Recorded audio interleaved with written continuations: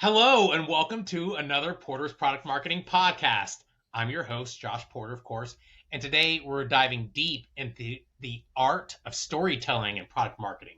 Today we have Paul On joining us. Paul has background in entertainment marketing, working at companies such as Warner Brothers, Discovery, Sony, Hulu. He left entertainment to become a B2B product marketer in the e-learning space. He came back to entertainment marketing to work at Everyset, a platform for film and TV productions to manage background actors. Paul, welcome to the show. Thanks, Josh. Super excited to be here. Awesome. Very, very, very happy to have you. And with your unique background, and it's great to kind of hear a little about your journey through the entertainment industry, the e-learning space, and then back. So obviously, entertainment is all about storytelling. So we're lucky to have you today. Thank you. Yeah, it's funny. I worked in entertainment for nearly 15 years. And when I left to move into tech, I was like, I'm never going back to entertainment. But of course, living in Los Angeles, they pulled me right back in. And here I am going from having worked on campaigns for films, television series, and streaming services. I went full circle now. I'm working in entertainment tech that supports productions, technology that supports them to help them become more efficient in the same way that most industries are leveraging tech to be more efficient and save money. Yeah, yeah, that's so interesting, super interesting. So you're helping a lot of these stories come to life. So that's great. Well, as we talk about product marketing specifically and how we do storytelling as product marketers, I want to kind of jump right into our first question. How do you define effective storytelling when it comes to the context of product marketing? And why do you think is so critical for connecting with customers? Yeah, there are a few points here that I think are key. For the first thing is you have to connect with people on an emotional level. You have to speak their language, and to tap into their emotions to make your product and you relatable to them, right? Especially in the entertainment industry or in any domain, there's always a sniff test. Is this person trying to sell me something for the sake of selling me something, or is the person in front of me empathetic towards the daily pain points and problems that I'm trying to leverage technology to solve? So you have to give them that why. The next one is, with any type of product, especially in tech, people have multiple options. So it's not just about selling them the technology. It's selling them your technology. So it's Yeah. really giving them why yours. For me at Everyset, it's like I'm not just trying to sell software for background actors, um, like everybody else. There are a handful of companies that do the same thing. So when I'm developing stories on our product and on our brand, it's really about why us versus the competitors. And third, um, is really about making complex things easy to understand. You have to understand Yeah. whether you are talking to a buyer who is an actual user. So is this an economic buyer, or is it the end user that I'm talking to? With different types of products, you're talking to different people.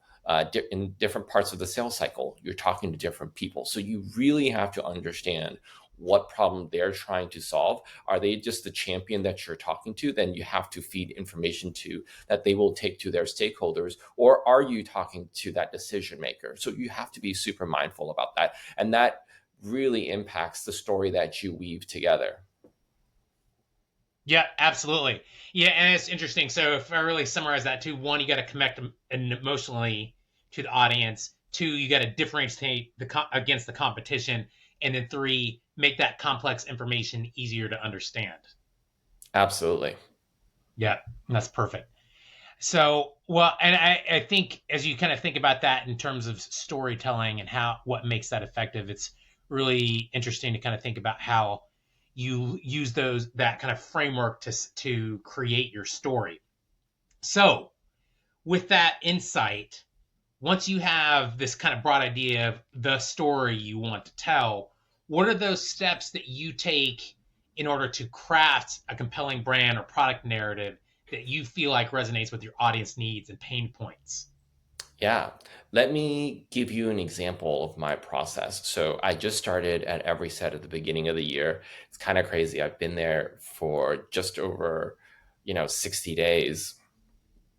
And in those 60 days, I've had to basically start from scratch on new positioning and messaging for a brand new website, which we're Yeah. launching next week. It's been an incredible journey. And the way that I went about it to craft that narrative was I started by um, talking to sales and talking to anybody in the organization that are customer facing. So that Yeah. includes sales, our customer support, and any other customer facing teammates. So you think about perhaps like uh, the executives of the company.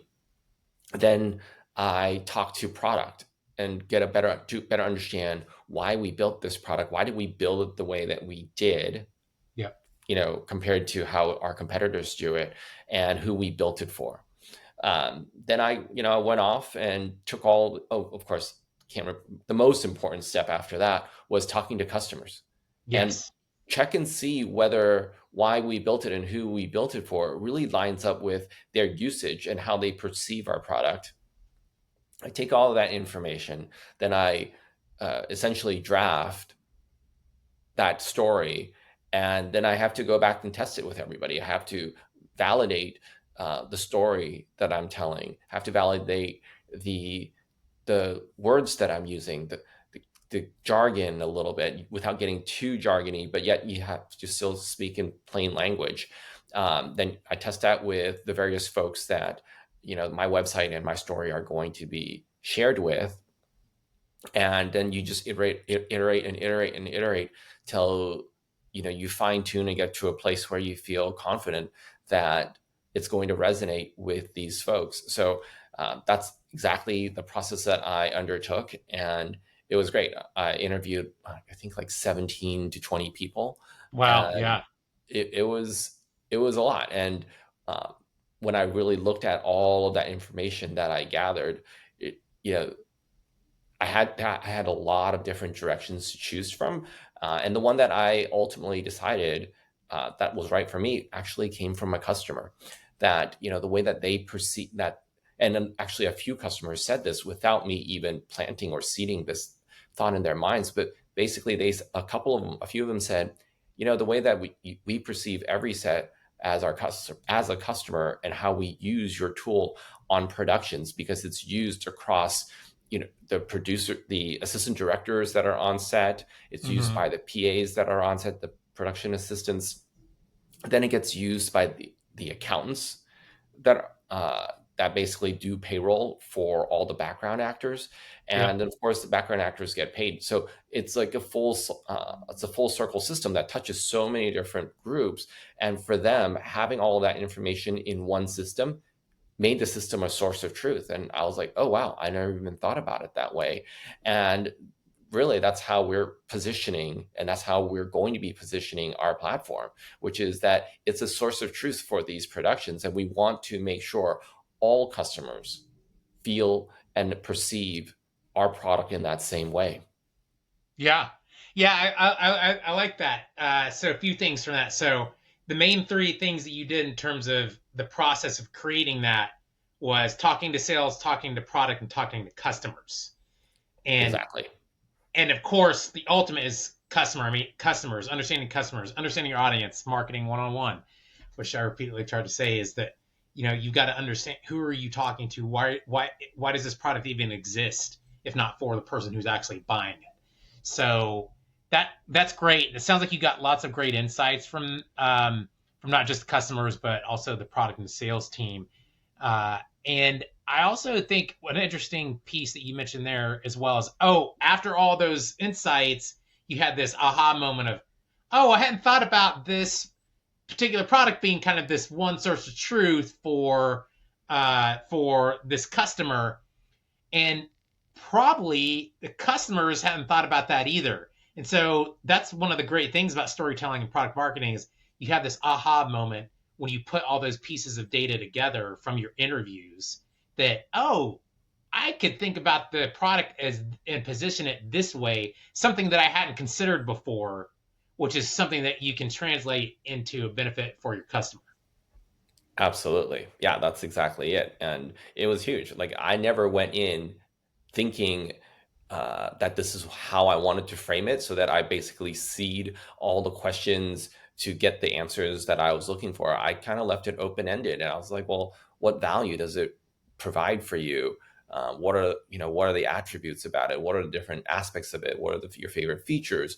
How does it differ from the others? And it was just from asking all of those open-ended questions that lo and behold, a few customers gave that same answer. And I was like, and it was a total aha moment. That's great. That's awesome. Yeah, I can see that. Cool. All right. So now, once you have kind of figured out who you're talking to, how to build that narrative, and share the insights that you've gathered, there are so many ways to share that positioning and messaging and story that you've ultimately created. So with so many channels out there, social media, blogs, videos, podcasts, how do you decide where and how to tell your product story most effectively? Yeah, this is a tricky one because it really depends on the audience. Let me give you a couple examples.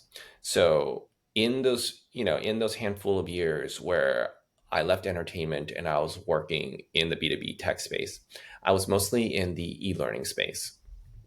And I worked for a learning management software company. So LMS is what they call them, learning management systems. And Yeah. I worked at one of the large ones called Cornerstone on Demand.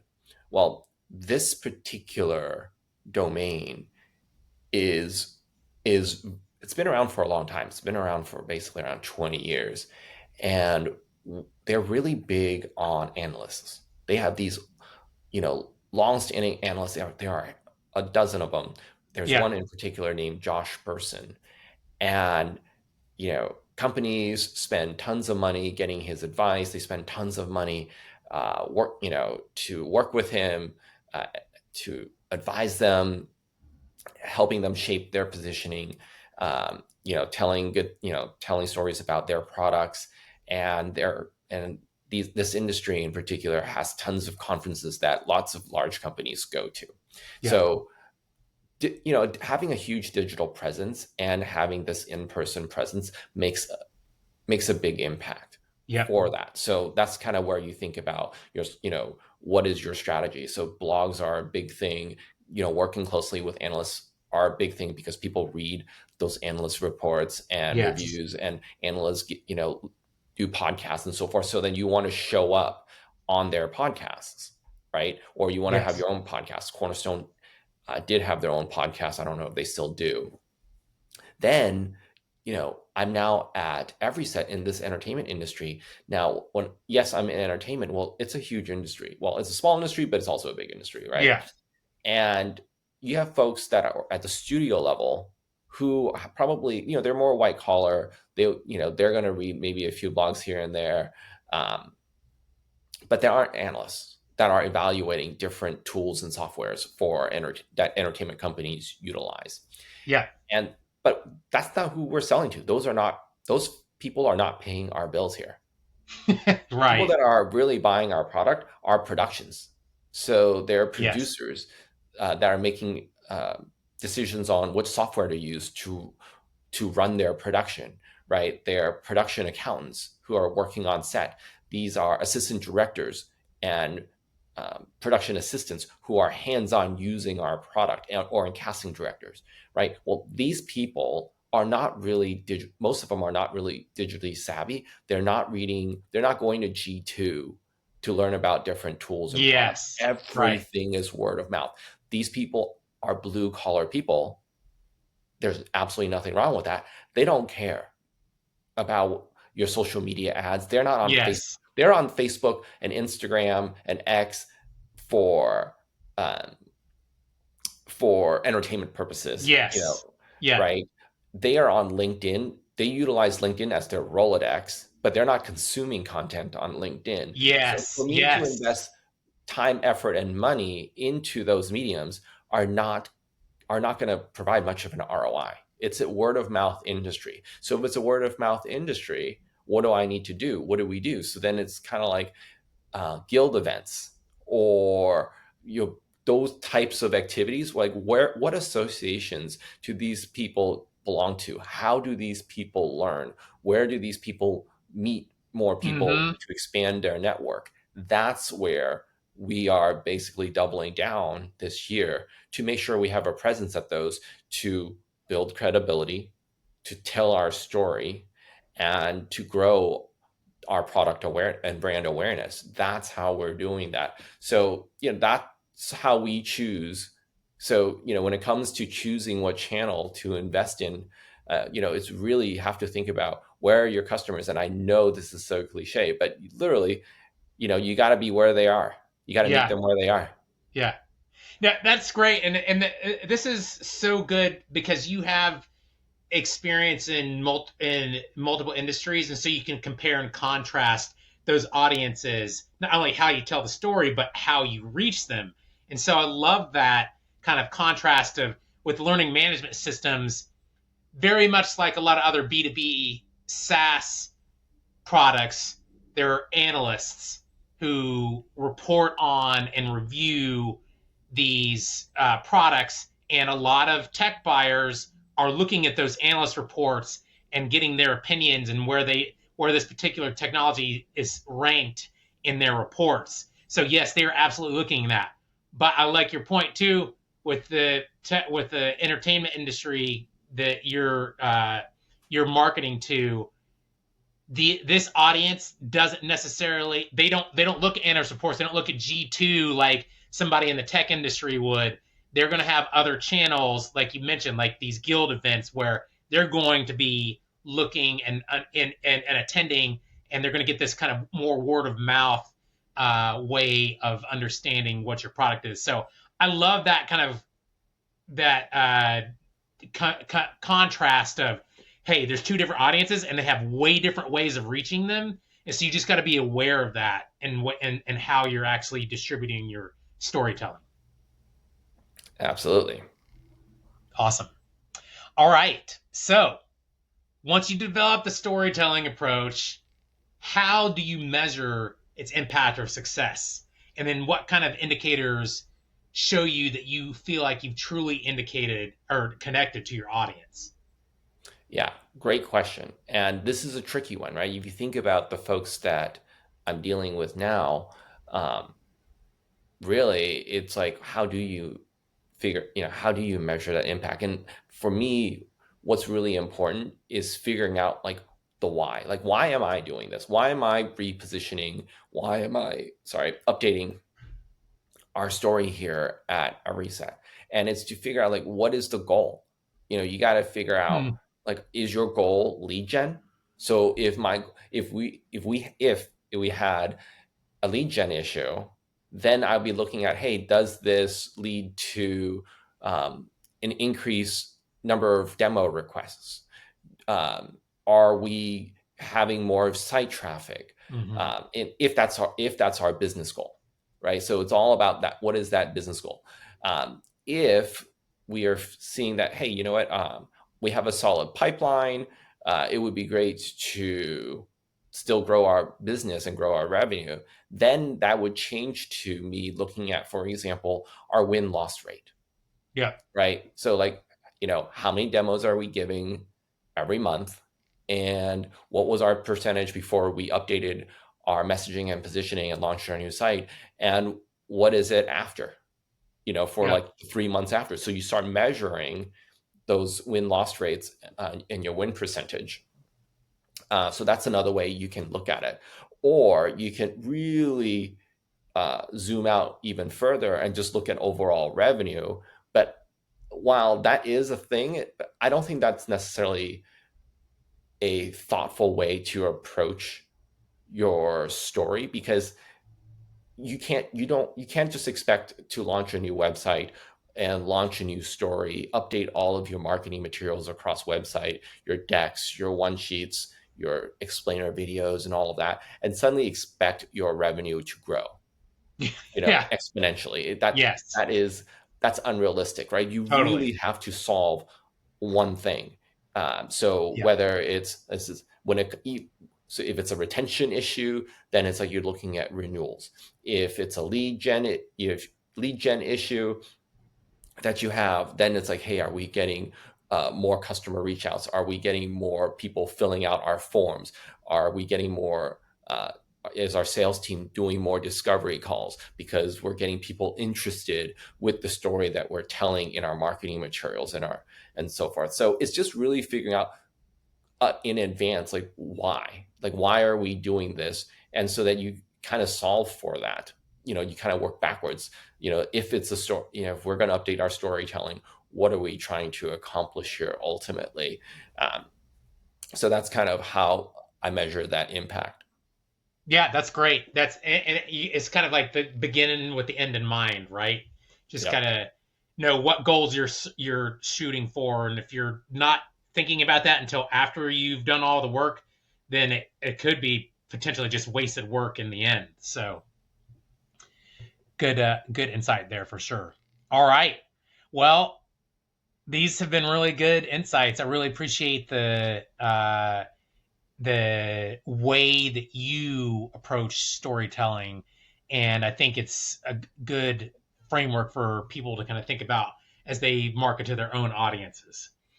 So before we wrap up, we're going to do our traditional rapid fire round. So are you ready for it? All right, I'll try. Sounds good. Okay. First question. What's your favorite marketing tool? uh that's a rough one. There's so many good ones out there. um Ultimately, I'm going to go with a little bit of a generic answer, and I'm going to say ChatGPT. uh Yes. I've just recently adopted it, within the last 6 months. And I think that the more I use it, the better I get at using it. And it truly can do everything. And I always say, like with everything else, right? It's garbage in, garbage out. So Yes. the better you can ask it questions, the better you can request different information or outputs from it, the better the output will be. And I tend to ask for at least two iterations of every answer that I get from them.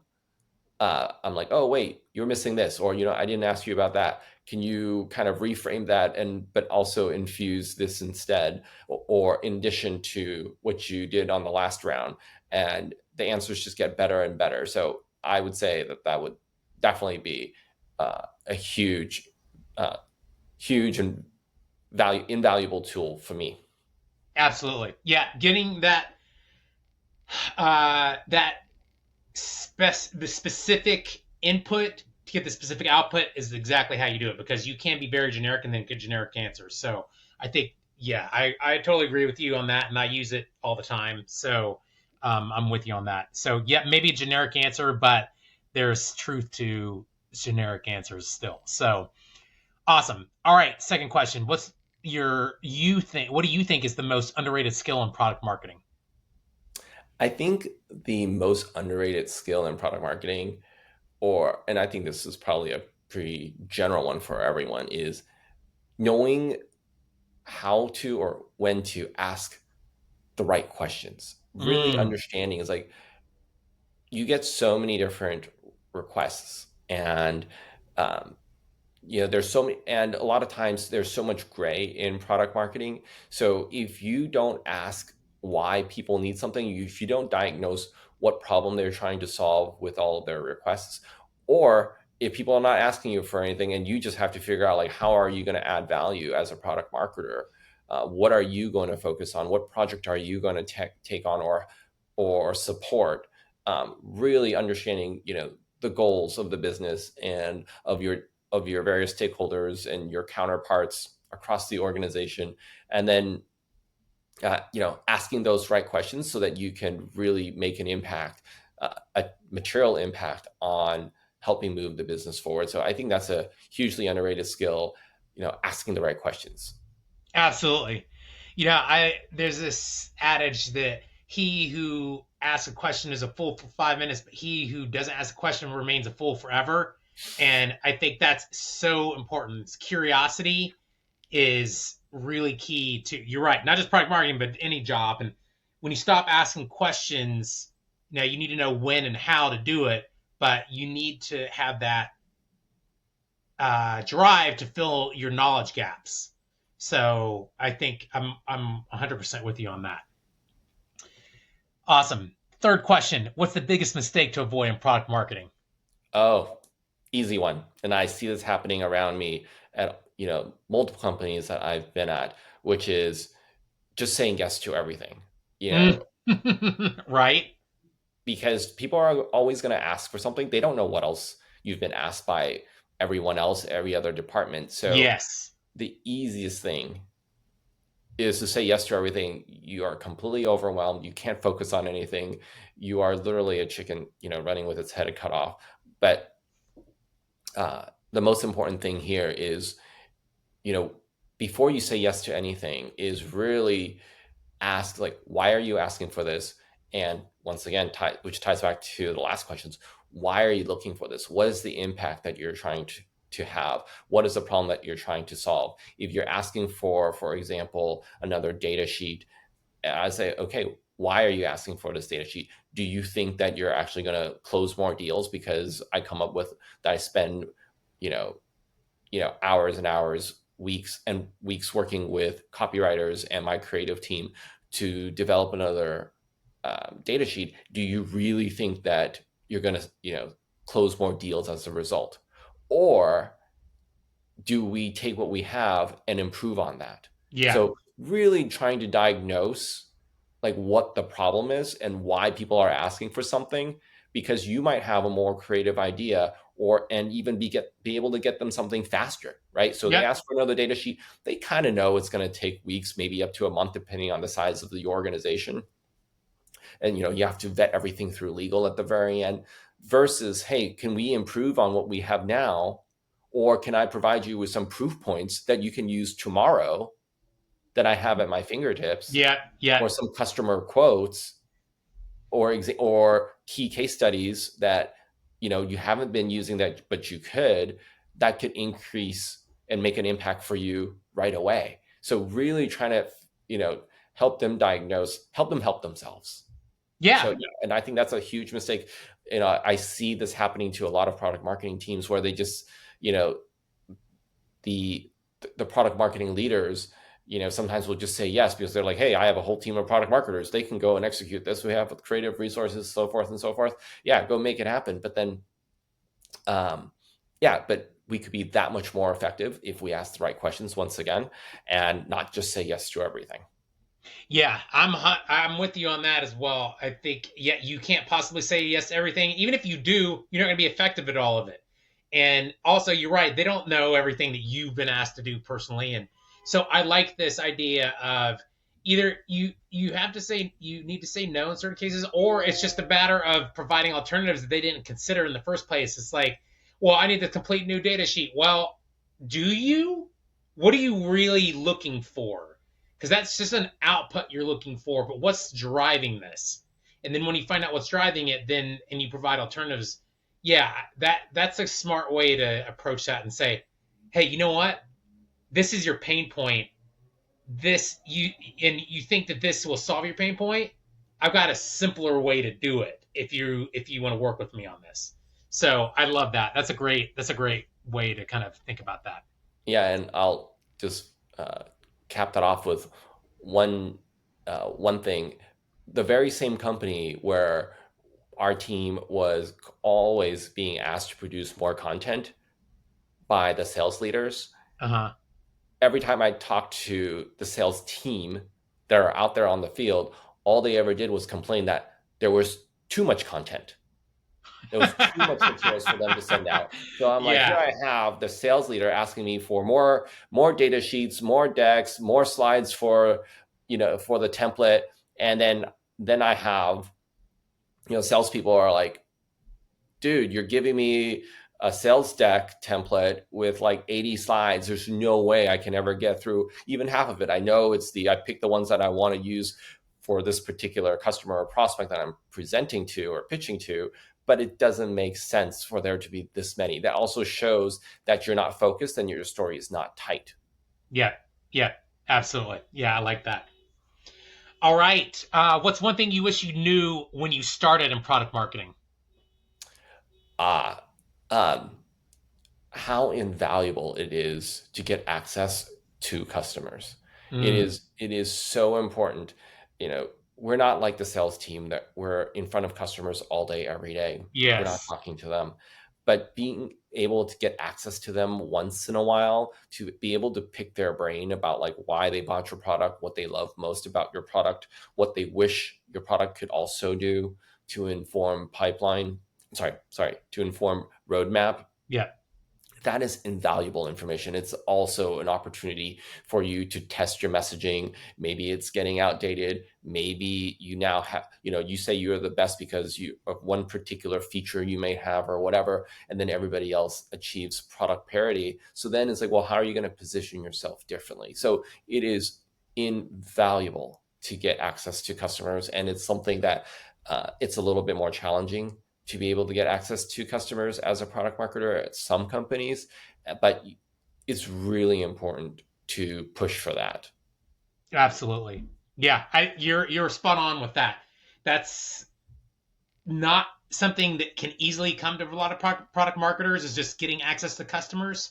So yeah, you have to work with the sales team. You have to build relationships with those customers to be able to at least every so often meet with them. It doesn't have to be every week, but it needs to be some kind of regular cadence. So totally on with in agreement with you on that one. All right, last rapid fire question, probably the most important. What is your favorite podcast? Oh, easy, easy. This is a softball question. Positioning with April Dunford. I will Yes. listen to anything. I will read anything that she comes out with. She has made me such a product marketer.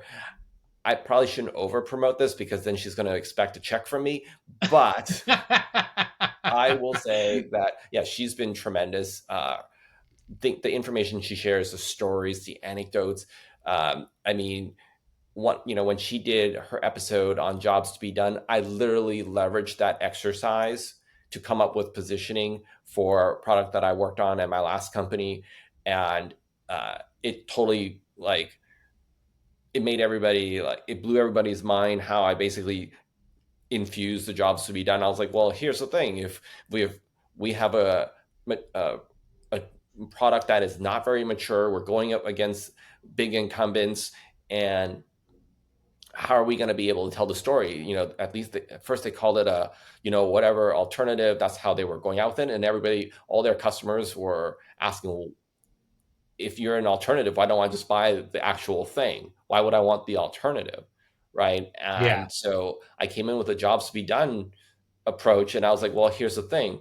Ours just does a different job. It's not as mature. It doesn't have all the bells and whistles of the incumbents that have been around for 20 years. But you know what? If you need something that's much more simple, much more easy to use, to be able to just run the whole process much more quicker, you don't always need to have all the bells and whistles. And Yeah. so it just does a different job. And here you go. And everybody absolutely loved it, even got the founder to bless that approach. And we went out with it, and everybody was thrilled. That's great. No, I'm with you on that one as well. I actually used one of her frameworks recently, just today, as a matter of fact. So, yes, yeah, definitely super valuable resource. So awesome. All right. Well, thanks a lot, Paul, for playing along, and thanks for all the wonderful insights on storytelling. It's been great to have you on the podcast. Absolutely. Thank you so much for having me. It's been a lot of fun. And I look forward to our next chat. Absolutely. And to our listeners, thanks for tuning in. If you found this episode helpful, please be sure to subscribe, leave a review, and share it with your network. We'll catch you next time with more product marketing strategies and tips and success stories. Until then, keep innovating and keep telling great stories.